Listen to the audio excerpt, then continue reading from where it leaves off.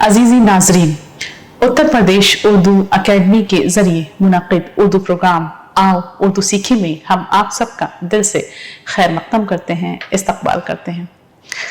हम जानते हैं कि हमारे बहुत से तालिबे इल्म हमें न सिर्फ ये कि देखते हैं, सुनते हैं, बल्कि वो कोशिश करते हैं कि जो कुछ भी वो हमारे बोर्ड पर भी लिखा हुआ देखते हैं उसको सीखें, उसको बार बार लिखें। कभी कभी उनकी शिकायत भी होती है कि हमें नज़र नहीं आ रहा है, तो उसके लिए भी हर मुमकिन हम कोशिश करते हैं कि जितना ज़्यादा आप लोग देख सकें, उसको पढ़ सकें, हमारी ये कोशिश रहती है। लेकिन खैर कभी कभी कुछ मुश्किलात भी होती हैं किसी अच्छे काम के लिए। लेकिन एक सवाल मेरे जहन में आज जो तालिब इल्म मेरे साथ सामने यहाँ स्टूडियो में मौजूद हैं, आप सबके लिए भी है। मैं चाहूँगी कि उसका जवाब आप ऑनलाइन जितने लोग सीख रहे हैं वो कमेंट बॉक्स में लिखें। सवाल सबके लिए है, लेकिन यहाँ हमारे काफ़ी पुराने स्टूडेंट हैं जो मुस्तकिल सीख रहे हैं और राजेश उनमें से एक हैं।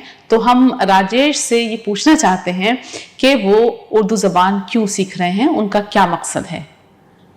मैम, उर्दू ज़बान एक तो बहुत ही अच्छी ज़बान है कि जब हम इसे बोलते हैं तो सामने वाले पर बहुत असर पड़ता है उस बात का। हमारा तलफ़्फ़ुज़ बहुत अच्छा हो जाता है, जिसकी वजह से हमें हमारे रोज़गार में भी बहुत मदद मिलती है। ये बहुत अच्छा पॉइंट है, बहुत अच्छा जवाब है आपका। और जब भी हम कहीं इंटरव्यू में जाते हैं और कोई सवाल हमसे किया जाता है और हम उसका जवाब देते हैं, तलफ़्फ़ुज़ हमारा अच्छा होता है, तो एक बार कोई पूछता जरूर है कि आपका तलफ़्फ़ुज़ इतना अच्छा कैसे। तो आप क्या जवाब देते हैं तो फिर? हमारा जवाब यही होता है कि हमने उत्तर प्रदेश उर्दू अकेडमी से उर्दू सीखी है। अरे वाह भाई, ये तो वाकई हमारे लिए, अकेडमी के लिए बहुत अच्छी बात है कि आप ये बताते हैं और हमें भी इसके लिए बहुत खुशी हो रही है। अच्छा, एक बात बताइए, जब आप वहाँ पहुँचते हैं और मान लीजिए कि हम ये नहीं कह रहे कि कोई बहुत बड़ी नौकरी के लिए जा रहे हैं, हम ये कह रहे हैं कि जो भी उसका मकसद है, जिस फील्ड में वो जाना चाहता है, चाहे वो ISPC हो, ISPCS हो, या फिर उसका कोई ऐसी ऑफिस की नौकरी हो, या फिर वो मीडिया में जा रहा हो खबरें पढ़ने के सिलसिले में या कहीं भी, तो वहाँ कैसा रिस्पांस मिलता है लोगों का?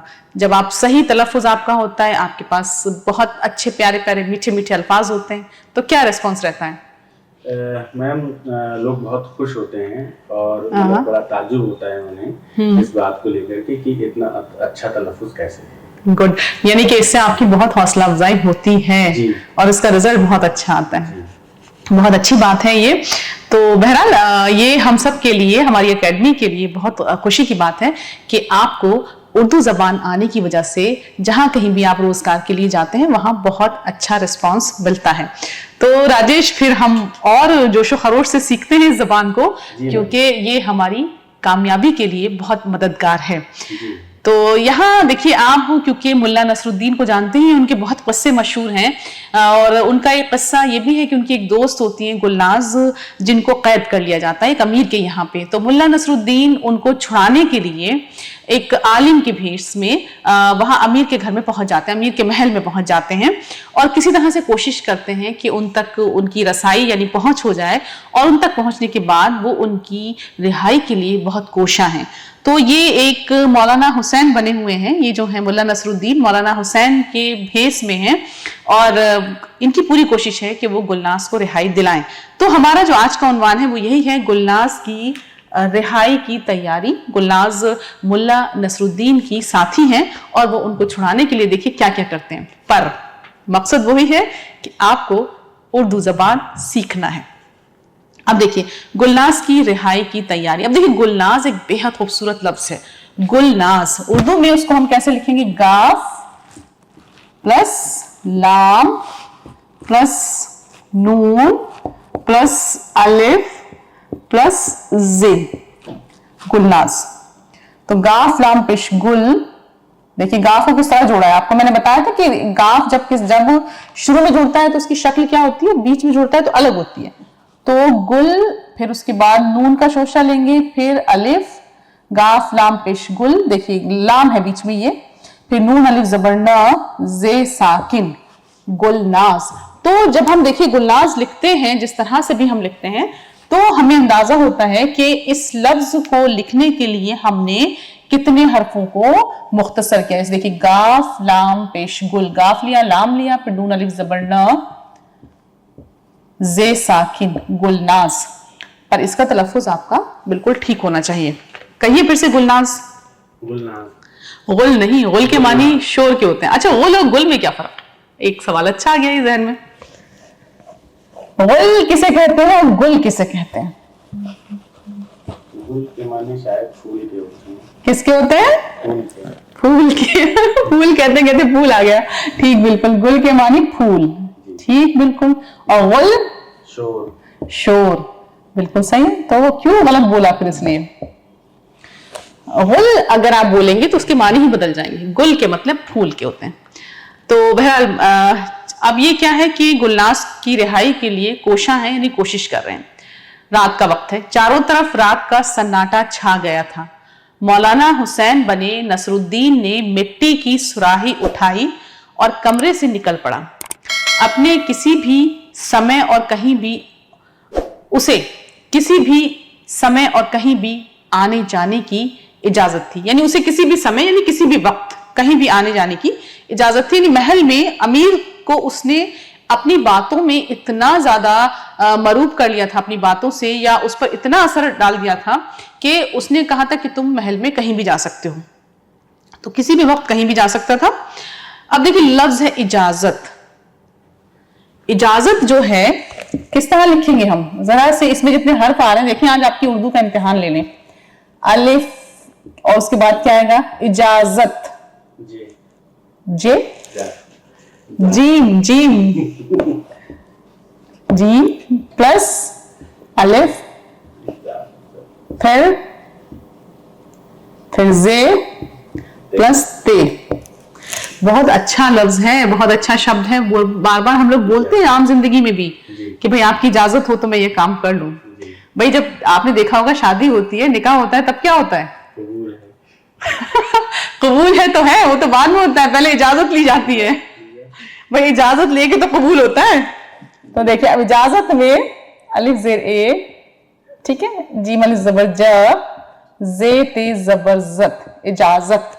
हिंदी में इसके लफ्ज है आज्ञा। हम आज्ञा लेते हैं ना कि भाई ठीक है हम ये काम कर लें कि नहीं कर लें। तो बहरहाल उनको कहीं भी आने जाने की इजाजत थी, उनको ये वो फ्री थे बिल्कुल।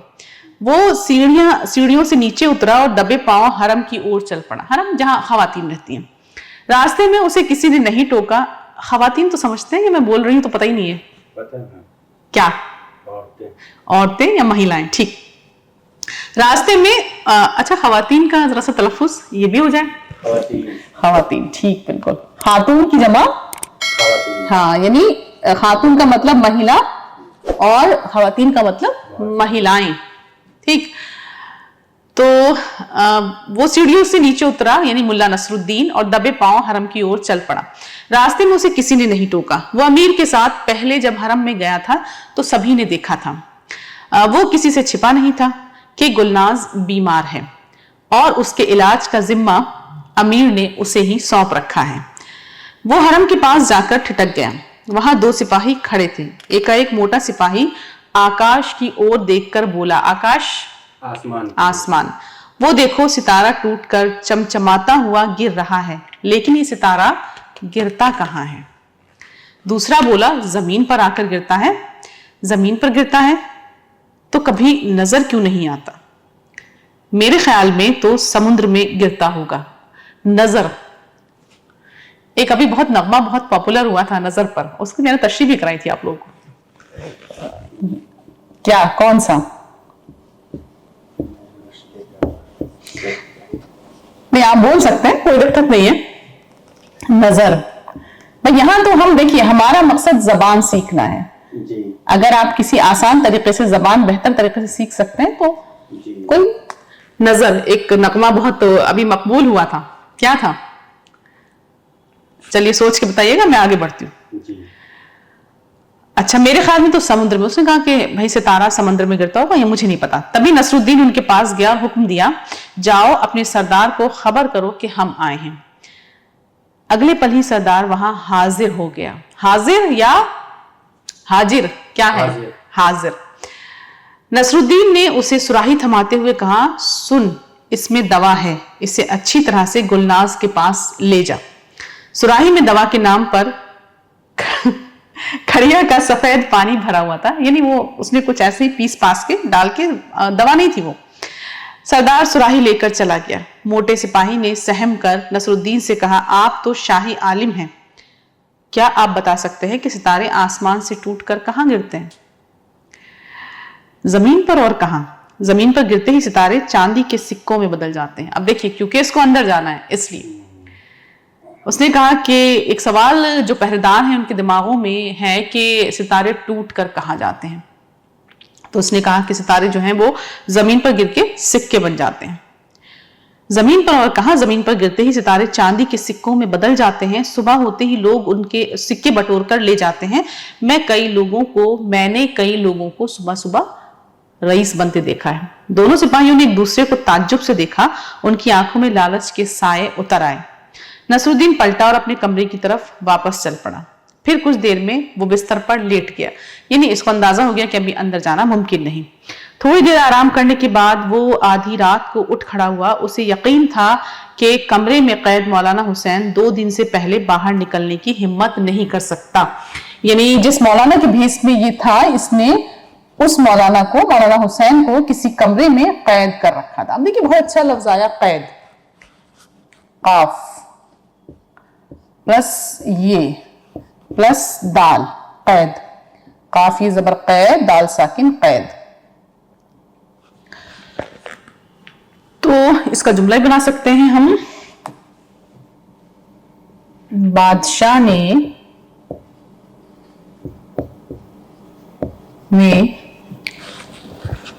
मुलाजिम को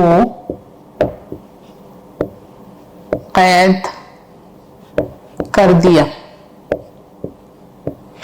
अब देखिए, लफ्ज कैद का जुमला बना। इसमें आपने इतने सारे बादशाह कैसे लिखा जाएगा, मुलाजिम कैसे लिखा जाएगा, वो भी सीख लिया। तो उसने सोचा कि मौलाना तो निकल नहीं पाएंगे, तो इसलिए इतने 2 दिन में मैं गुलनाज को छुड़ा लूंगा। वो सीढ़ियों से नीचे उतरा। उसने सोचा था कि सिपाही और पहरेदार नींद में गाफिल होंगे। गाफिल एक बहुत अच्छा शेर सुनाऊंगी मैं इसके लिए।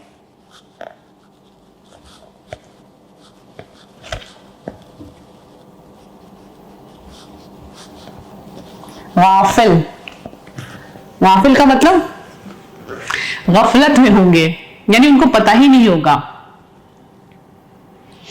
देखिए, वो कह रहा है कि वो सीढ़ियों से नीचे उतरा। उसने सोचा था कि सिपाही और पहरेदार नींद में गाफिल होंगे, यानी गफलत में होंगे, मतलब वो सो रहे होंगे, उनको कुछ पता ही नहीं होगा। गाफिल लिखा कैसे जाएगा? गैन अलिफ जबर गा, फी लाम जिर फिल, गाफिल। तो हम यहां जुमला इसका बना सकते हैं, सिपाही नींद में, यहां से सबक से भी ले सकते हैं आप, नींद में गाफिल थे। या आप कुछ और ही बना सकते हैं। यहां मकसद हमारा सिर्फ गाफिल लफ्ज का इस्तेमाल आपको दिखाना है कि वो गाफिल थे। अच्छा, और हरम में जाने का रास्ता साफ होगा। उसने सोचा कि सिपाही गाफिल होंगे, गफलत में होंगे, वो मतलब सो रहे होंगे, तो मैं आराम से चला जाऊंगा। लेकिन हरम के निकट पहुंचते ही, निकट पास करीब, उन्हें 2 सिपाहियों की बातचीत सुनाई दी। उसे वो ठिठक कर आड़ में खड़ा हो गया। मोटे सिपाही ने आसमान की ओर देखा। वो बोला, यार, यहां भी सितारा आकर गिरता तो हम चांदी के सिक्के बटोर कर रईस बन जाते। तुम भी कैसी बेसिर पैर की बातें सोचते हो, मैं ऐसी बातों पर यकीन नहीं करता। अरे भाई, अब देखिए लफ्ज है यकीन, तलफ्फुज इसका आपका ठीक होना चाहिए। वैसे तो आप जानते हैं यकीन किसे कहते हैं, बोले इसको एक बार और। यकीन, यकीन यानी किसी के ऊपर भरोसा करना, यकीन होना। अरे भाई, मुझे तो पूरा यकीन है ये बात किसी और ने नहीं, बगदाद के पहुंचे हुए आलिम ने बताई है। उनकी बात गलत नहीं हो सकती। इसने क्या कहा कि बगदाद के आलिम ने, अब देखिए लफ्ज बगदाद, गैन का तलफ्फुज गलत, ये जो उच्चारण है अगर ये आपका सही है, जैसा कि अभी राजेश ने बताया भी, तो लोग आपको बड़े गौर से सुनते हैं। और अगर आप उसको गलत बोलेंगे तो वो न सिर्फ ये कि आपका मजाक उड़ाएंगे, बल्कि आपके जाने की बाद ये भी कहेंगे, देखो बड़े पढ़े लिखे बनते हैं, ठीक से एक लफ्ज तो अदा कर नहीं सकते। तो बहरहाल शाही आलिम की बातों में जरूर दम है। देखो हमारी किस्मत का सितारा कब टूटता है, किस्मत काफ हलक से। नसरुद्दीन को बेहद गुस्सा आया। अक्सर लोग बोलते हैं गुस्सा, मुझे बड़ी गुस्सा आ रही है, ये बहुत गलत लफ्ज है। इस तरह से आपको बोलना है मुझे बहुत गुस्सा आ रहा है, गुस्सा गैन, कि सोने के बजाय दोनों उसकी बेतुकी बातों में आकर सितारा टूटने का इंतजार कर। अब नसरुद्दीन तो इस उसमें थे कि इनको बहकाएंगे तो ये अपना उलझ जाएंगे और हम आराम से चले जाएंगे हरम के अंदर जहां पे गुल्लास कैद है। अब ये बार बार जो है वो देख रहे हैं लेकिन वो किस तरह से नहीं हट रहे हैं वहां से, तो इनको अपने ऊपर गुस्सा आ रहा है कि हमने ऐसी बात क्यों कही। तभी आसमान में बिजली कौंधी। दोनों सिपाहियों ने एक दूसरे को देखा और खुशी से बोले, देखो शायद सितारा टूटा है। कुछ सोचकर नसरुद्दीन मुस्कुराया। उसने अंटी से थैली निकाली और एक सिक्का टटोल कर सिपाहियों की तरफ उछाल दिया। अब क्या किया नसरुद्दीन ने? सिक्के गिरा दिए ताकि उनका ध्यान सिक्का उछाला आगे, उनको ये लगे कहीं से आ रहे हैं सिक्के, सितारा टूटा और वो सिक्के बन गए।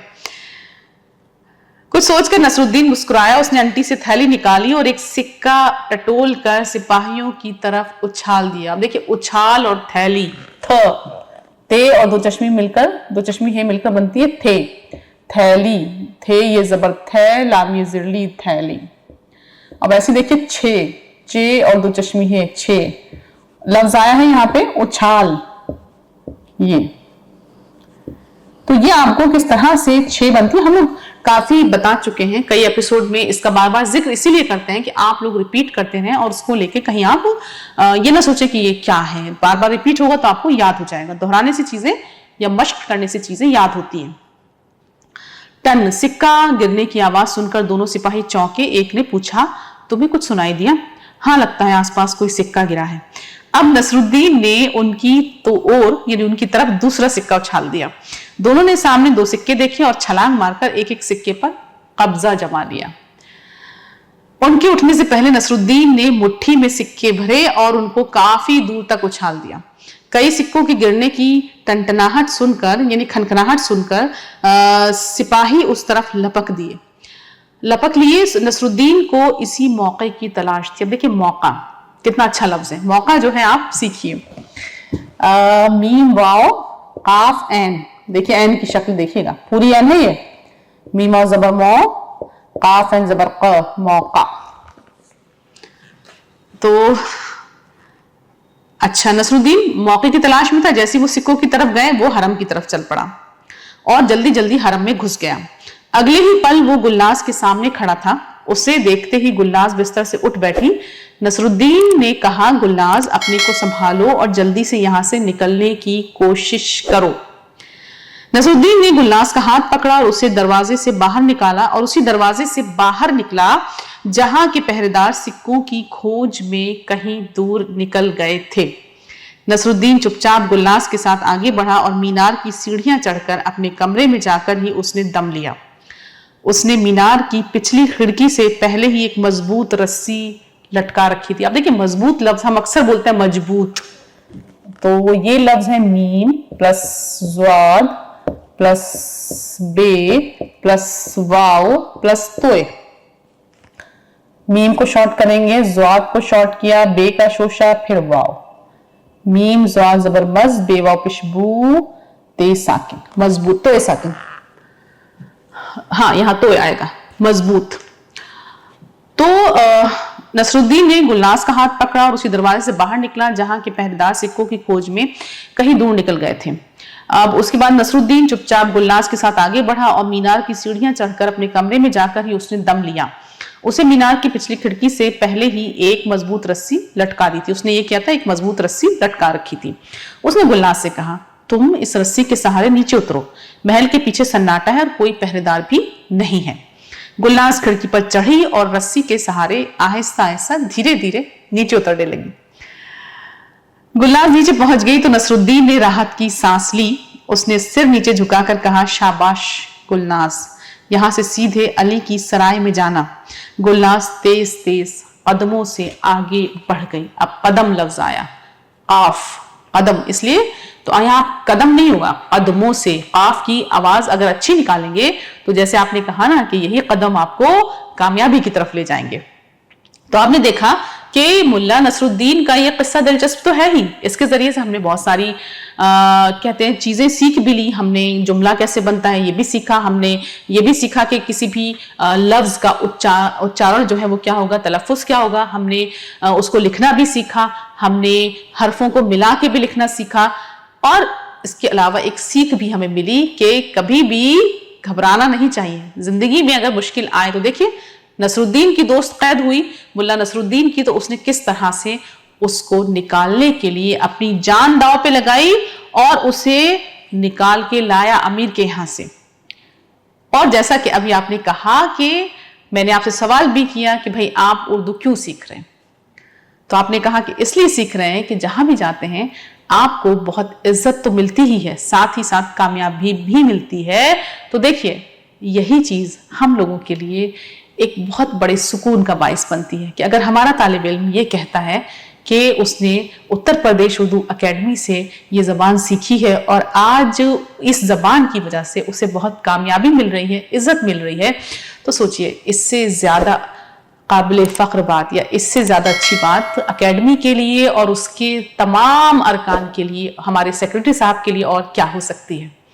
क्योंकि देखिए ये ज़बान बाकी है तो हमारी ज़बान में चाशनी, मिठास, मोहब्बत, उनसियत सब बाकी रहेगी और लोग ये कहेंगे कि सलीके से हवाओं में खुशबू घोल सकते हैं, सलीके से हवाओं में खुशबू घोल सकते हैं, अभी कुछ लोग बाकी हैं जो उर्दू बोल सकते हैं।